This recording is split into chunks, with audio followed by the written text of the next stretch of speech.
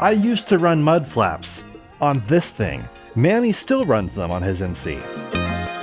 Mudflaps are sick, and they were effective, but it wasn't the vibe I wanted to actually commit to. They are pretty aggressive, which I think looked awesome on my winter setup. But I started to wonder, is there more of an OEM solution? Yes, the answer is yes. Now, before you comment or email me, yes, there is an OEM solution. There's an OEM splash guard, and they're paint matched, and they're cool. And I love seeing those splash guards on NCs, but they don't usually work with side skirts, and they don't always work with rear diffusers, just depends what you have. And that's kind of a deal breaker for me. So, yes, that's the OEM solution, but is there an OEM plus solution for those, plus-minded individuals? Enter Megachip. So Megachip is a cool little company with a cool little logo, started in 2021 as a solution for S2000 owners. They've since branched out to supporting a ton of other cars, all the way from Miata to Hyundai Ioniq 5N. Keyword Miata. Fly Miata started selling the ND Miata chip guard from Megachip about a year and a half ago, and I was in love the first time I saw it on Travis's car, the gorgeous blue ND RF that they have out there. But production and design have now been completed on the NC Miata, which is actually a pretty cool process. They first scan the fender, since each vehicle they support has a unique guard shape, mounting points, and simulations. Then the guard itself is designed in CAD, taking into account vehicle styling, wheel well shape, and aerodynamic testing for their carbon fiber products. Prototype guards are 3D printed and mounted to the car for testing.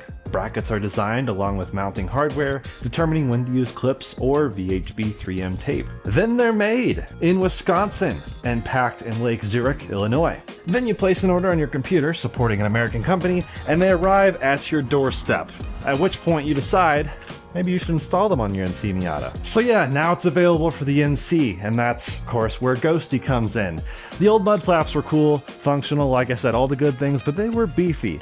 I'm excited to throw these on and see just how clean a proper OEM Plus solution is. Included are pop clips, which we will throw in here, along with some washers and stuff to dial in the fitment perfectly, plus alcohol wipes and prep for the adhesion on the rear, plus a note saying they like you and your car, mentioning things like where to find them, warranty, etc., and some details on how to clean them, restore them, etc. The actual guards themselves with VHB 3M pre-installed on the rear, and you'll see some holes on the fronts.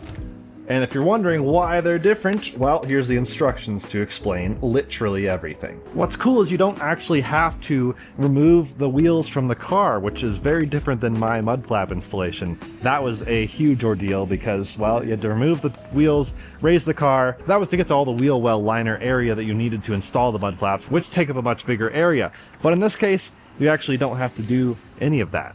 Super easy.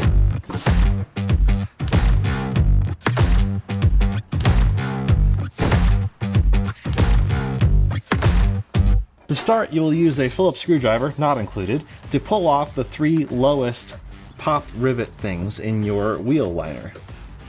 Mine are a little funky and messed up because, well, I have already, like I said, done mud flaps and did a bit of drilling and messing in my area, but it shouldn't actually affect anything. And it's really easy to access once you turn your wheel. You just have to turn it towards the direction you're actually installing. You can reuse the OEM clips if you want, but they do include new ones, and well, the old ones, they have a tendency to break.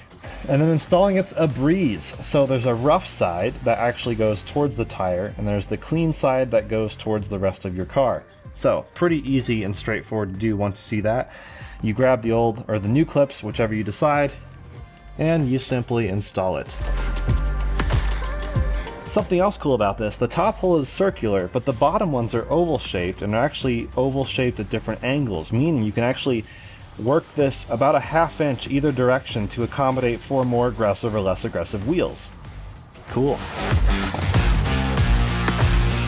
Because I've got more of that Hopway fitment, I'm going fully out. Boom, that's it. Front's done. Super easy. Now jumping back to the rear, this is where it's kind of even easier. There's the VHB here, which you just use to adhere once you find the exact placement. There's of course no rivets to pop out back here, and this is cut to match the inner liner of the fender. So that should be easy enough to match the curve. And the top here, of course, it's bent a little bit. The rubber is intentionally angled. So that basically tells you up top how far out to have it. Before we put it on, of course, we should prep the area. That's why they include these alcohol pads and a prep surface pad.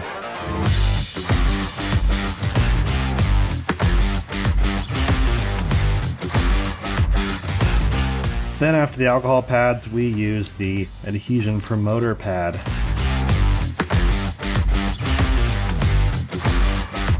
Then you just peel off the VHB protectant. It's definitely sticky stuff, so before you like really firmly press it, make sure it is where you want it to be. And there we go. So press firmly, make sure it's all along the side there. And nice. Feels good already, but of course it will continue to cure a little bit longer. And that's why they say it takes 10 minutes. All right, inspecting my work. There you go. The rear is nicely installed. Looks good. The front is also installed. Looks good.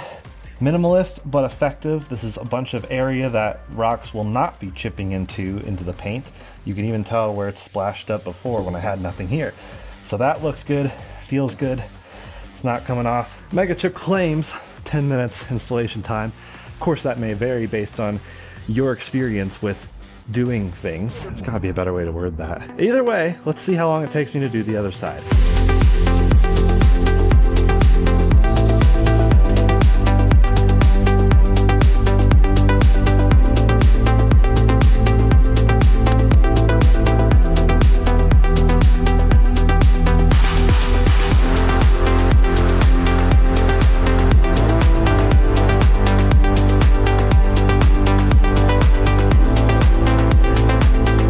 4 minutes, 40 seconds. And that's partially because I was struggling with my front clips because, again, I replaced those and kind of messed some of them up when doing the mud flaps. But we are all done. All four corners are done. And technically, that means it's probably about a 9-minute modification. So it leaves an extra minute for unpackaging. And it's true, 10 minutes to do this full mod. And I think it looks awesome. Once again, fairly subtle, but still effective. Does a lot of the same thing mud flaps would do. Yes, technically not quite as much coverage. I mean, look at this. Like, this will technically block more debris, but these are actually strategically engineered to block the most debris. Looking at the angle of how debris would leave the wheel or tire, and then hit this instead of your precious paint. Really pretty easy on the front and the rear, and I think it worked out quite well. And as a bonus, I actually drilled extra holes into my fender liners to install the mud flaps, and now those holes are covered and blocked by these things. So that's pretty much it, honestly. Really simple, easy video. I didn't know what to expect, because a lot of times mods say they're fast and then they're actually much slower. Of course, I have to add time to film and stuff for you guys, but that was actually extremely easy. Now I'm going to put back on my more aggressive 9-inch wide wheels and tires, which will make these things even more effective. And that's a huge reason why I would say protect your paint. Do you care about your paint? If you do, you should probably get these. If you want to grab a set, I'll leave my link on the screen, also in the description below. It is an affiliate link, so if you guys do use that, it's not only helping a US company that makes these, Megachip, but also helps me a little bit, and I really appreciate all the support. So thanks for watching. I'm gonna go wash my hands and throw on new wheels and tires, maybe not necessarily in that order. I'll see you guys on another one very soon.